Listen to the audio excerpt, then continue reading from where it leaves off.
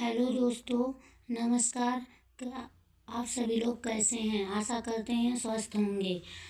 अब हम साइंस का पार्ट 2 लेके उपस्थित हुए हैं, जिसमें टॉपिक है पदार्थ की अवस्थाएं। पदार्थ की अवस्थाएं, अपने आसपास के पदार्थों को ध्यान से आपने देखा होगा, वो कितने प्रकार के होते हैं। हम पता है कि पदार्थ अपने 3 रूप में होते हैं: ठोस, द्रव और गैस। पदार्थ की ये अवस्थाएं उनके कणों की विभिन्न विशेषताओं के कारण होती है। आइए हम इन तीनों का अच्छे से अध्ययन करते हैं। सबसे पहले है ठोस अवस्था। ठोस अवस्था, जैसे कि ठोस में देखे होंगे लोहा, किताब, कॉपी, पेंसिल, प्लास्टिक, लकड़ी, ये सभी किस रूप में पाए जाते हैं? ये सभी कुछ वस्तुएं जैसे लकड़ी, पेंसिल, लोहे आदि को लेंगे। उन वस्तुओं पर पेंसिल से चारों तरफ, उनके वस्तुओं के चारों तरफ घुमाकर देखेंगे और चित्र बनाएंगे। देखते हैं कि ये सभी वस्तुओं का जो आकार है निश्चित होता है और इनकी सीमाएं भी निश्चित होती हैं।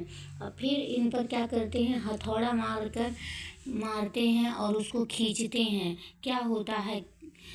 हथौड़ा मारने पर ये सभी टूट जाती हैं और खींचने पर ये बढ़ती नहीं है। उपरोक्त सभी उदाहरण ठोस के हैं।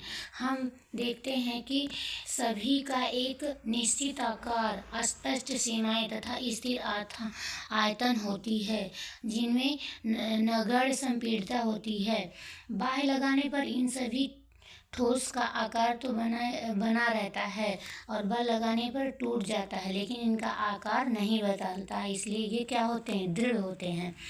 निम्नलिखित पर कुछ विचार कीजिए। एक रबर लीजिए। रबर बैंड को क्या माना जाएगा? क्या खींचकर इनका आकार बदला जा सकता है? क्या ये ठोस हैं? इन पर विचार कीजिए। और विभिन्न आकार के बर्तनों में रखने पर चीनी और नमक उन्हीं बर्तनों के आकार ले लेते हैं, तो क्या ये ठोस पदार्थ हैं? इस पर विचार कीजिए। स्पंज क्या है? यह ठोस है, लेकिन फिर भी इसका संपीड़न संभव है, क्यों? तो आइए देखते हैं। ये सभी ठोस ही हैं, क्योंकि बाह्य बल लगाए जाने पर रबर बैंड का आकार बदलता जाता है और बल हटा लेने पर पुनः अपने आकार में आ जाता है। अत्यधिक बल लगाने पर यह टूट भी जाएगा। इसलिए यह क्या है? यह एक ठोस है। चाहे हम शर्करा या नमक को अपने हाथ में ले या किसी प्लेट या जार में रखें, इनके क्रिस्टलों का आकार नहीं बदलता है। लेकिन स्पंज में बहुत छोटे छिद्र होते हैं, जिनमें वायु का समावेश होता है। जब हम इसे दबाते हैं तो वायु बाहर निकलते है, जिससे इन संपीड़न संभव होता है, लेकिन फिर उसके बाद यह अपना आकार ले लेता है। आइए जानते हैं द्रव अवस्थाएं। हमने कुछ द्रव देखे होंगे, जैसे जल, दूध, तेल, जूस, पेयजल आदि। ये सभी क्या हैं? ये सभी द्रव अवस्था हैं। द्रव की कुछ खासियत बात है कि ये इनका आकार तो निश्चित नहीं होता, लेकिन आयतन निश्चित होता है। आइए हम क्रियाकलाप करें। निम्नलिखित वस्तुओं को एकत्रित करें: जल, खाना पकाने का तेल, दूध, जूस, शीतल पेय। विभिन्न आकार के बर्तन लें। प्रयोगशाला के एक मापक सिलेंडर की सहायता से इन बर्तनों में 50 ml पर निशान लगा लें। इस द्रव को फर्श पर डाल देने पर क्या होगा? किसी एक द्रव का 50 ml माप कर विभिन्न बर्तनों में क्रमशः एक एक करके डालें। क्या प्रत्येक बार आयतन एक समान रहता है? क्या द्रव का आकार एक समान रहता है? द्रव को एक बर्तन से दूसरे बर्तन में उड़ेलने पर क्या यह आसानी से बहता है? इन सभी क्रियाकलाप को करने से हमें यह पता चलता है कि द्रव का आकार नहीं, लेकिन आयतन निश्चित होता है। जिन बर्तन में हम इन्हें रखा जाए तो वे उसी का आकार ले लेते हैं। द्रव में बहाव होता है और इनका आकार बदलता है, इसलिए ये दृढ़ नहीं लेकिन तरल होते हैं। क्रियाकलाप के माध्यम से हमने ये देखा कि प्रत्येक बार आयतन समान रहता है, लेकिन उसका आकार समान नहीं रहता है। द्रव को एक बर्तन से दूसरे बर्तन में उड़ेलने पर वह आसानी से बह जाता है। आइए हम अब गैसीय अवस्था के बारे में चर्चा करेंगे। गैसीय अवस्था, आपने कभी उस गुब्बारे वाले पर ध्यान दिया होगा जो गैस के एक सिलेंडर से बहुत सारे गुब्बारों में हवा भरता है। उससे पता लगाएं कि एक सिलेंडर से वह कितने गुब्बारे भरता है। उससे पूछिए कि सिलेंडर में कौन सी गैस है। उस गैस के बारे में एक चर्चा करें। आइए हम क्रियाकलाप करें। 100 ml की 3 सिरिंज लें और उसे सिरे को रबर के कॉर्क से बंद कर दीजिए। सभी सिरिंजों के पिस्टन को हटा लें। पहली सिरिंजी में हवा रहने दें, दूसरी में जल और तीसरी में चॉक के टुकड़े भर दें। पिस्टन को वापस सिरिंज में लगाएं। सिरिंज के पिस्टन की गतिशीलता आसान करने के लिए उस पर थोड़ी वैसलीन लगा दें। जब पिस्टन को सिरिंज में डालकर संपीड़ित करने की कोशिश करें, जैसा कि चित्र में दिखाया गया। ये पिस्टन है, ये गैस है और रबर कॉर्क है। आपने क्या देखा है? किस स्थिति में पिस्टन आसानी से अंदर चला गया? आपने प्रेक्षण से आपने क्या अनुमान लगाया? हमने देखा कि ठोसों एवं द्रव की तुलना में गैसों की संपीड़नता काफ़ी अधिक होती है। हमारे घरों में खाना बनाने में की जाने वाली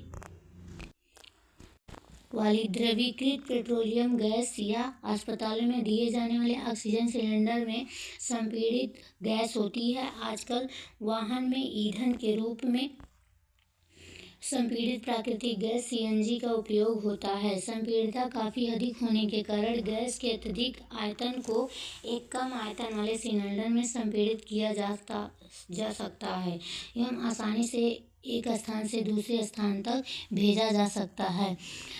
हमारी नाक तक पहुंचने वाली गंध से बिना कोई रसोई में प्रवेश किए ही हम जान सकते हैं कि क्या पकाया जा रहा है। वे गंध हम तक कैसे पहुंचती हैं? खाने की गंध के कारण कण वायु में मिल जाते हैं और रसोई से फैलकर हम तक पहुंच जाते हैं। या गंध के कण और दूर भी जा सकते हैं।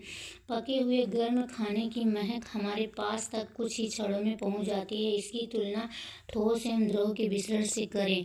कणों की तेज गति और अत्यधिक रिक्त स्थानों के कारण गैसों का अन्य गैसों में विसरण बहुत तीव्रता से होता है। गैसीय अवस्था में कणों की गति अनियमित और अत्यधिक तीव्र होती है। इस अनियमित गति के कारण ये कण आपस में एक बर्तन की दीवारों से टकराते हैं। बर्तन की दीवारों पर गैस कणों द्वारा प्रति इकाई क्षेत्र पर लगे बल के कारण गैस का दबाव बनता है। हमारा नेक्स्ट टॉपिक है, क्या पदार्थ अपनी अवस्थाओं को बदल सकता है? आइए इसके बारे में चर्चा करें। जैसा कि हम जानते हैं कि जल पदार्थ की तीनों अवस्थाओं में रह सकता है। ठोस के रूप में बर्फ, द्रव के रूप में जल और गैस के रूप में जल वाष्प।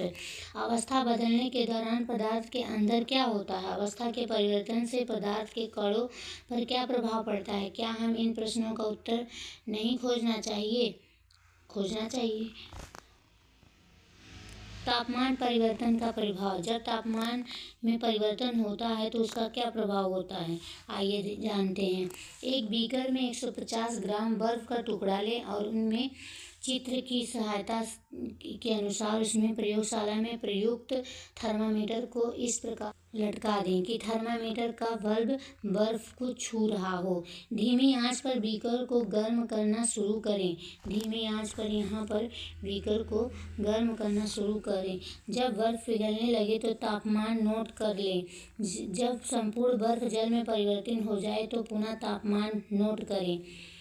ठोस से द्रव अवस्था में होने वाले परिवर्तन में प्रेक्षण को नोट करें। अब बीकर में एक कांच की छड़ डालें और हिलाते हुए गर्म करें जब तक जल उबलने न लगे। थर्मामीटर की माप पर बराबर नज़र रखें जब तक कि अधिकतर जल वाष्प न बन जाए। जल के द्रव अवस्था से गैसीय अवस्था में परिवर्तन के प्रेक्षण को नोट करें। ठोस के तापमान को बढ़ाने पर उनके कणों की गतिज ऊर्जा बढ़ जाती है। गतिज ऊर्जा में बढ़ने होने के कारण कण अधिक तेजी से कंपन करने लगता है। ऊष्मा के द्वारा प्रदत्त की गई ऊर्जा कणों के बीच के आकर्षण बल को पार कर लेती है। इस कारण कण अपने नियमित स्थान को छोड़कर अधिक स्वतंत्र होकर गति करने लगते हैं।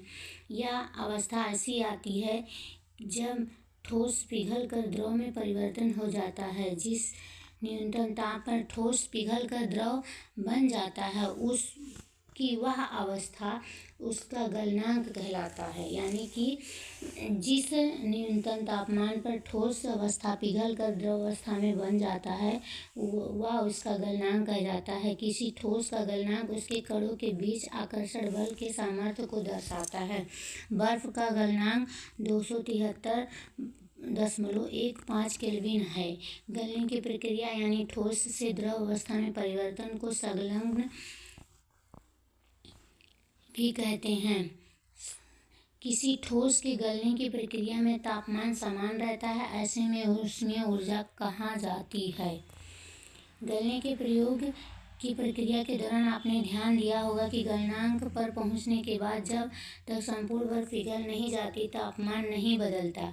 बीकर को ऊष्मा प्रदान करने के बावजूद भी ऐसा ही होता है। कणों के पारस्परिक आकर्षण बल को वशीभूत करके पदार्थ की अवस्था को बदलने में इस ऊष्मा का उपयोग होता है। इन सभी क्रियाकलाप को करने से हम यह कह सकते हैं कि तापमान बदलकर हम पदार्थ को एक अवस्था से दूसरी अवस्था में बदल सकते हैं।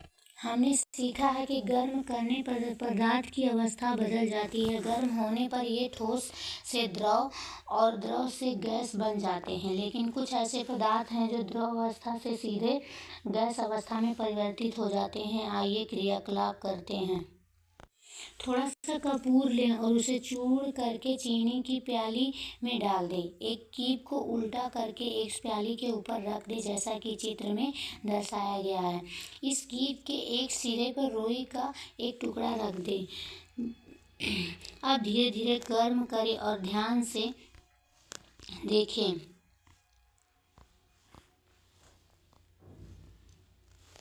द्रव अवस्था में परिवर्तित बिना हुए ठोस अवस्था से सीधे गैस में बदलने की प्रक्रिया को ऊर्ध्वपातन कहते हैं, जो कि इस क्रियाकलाप में हुआ है। कपूर धीरे धीरे गैस के रूप में गायब हो जाता है और गैस से सीधे ठोस बनने की प्रक्रिया को निक्षेपण कहते हैं। आइए हम दूसरा टॉपिक पढ़ते हैं, दाब परिवर्तन का प्रभाव। हम जानते हैं कि घटक कणों के बीच की दूरी में अंतर होने के कारण पदार्थों की विभिन्न अवस्थाओं में अंतर होता है। किसी सिलेंडर में भरी गैस पर दाब लगाने या संपीड़न करने पर क्या होगा? क्या इससे कणों के बीच की दूरी कम हो जाएगी? क्या आपको लगता है कि दाब बढ़ाने या घटाने से पदार्थ की अवस्था में परिवर्तन हो सकता है? इन सभी का प्रश्न आप लोग कल पढ़कर जरूर आइएगा।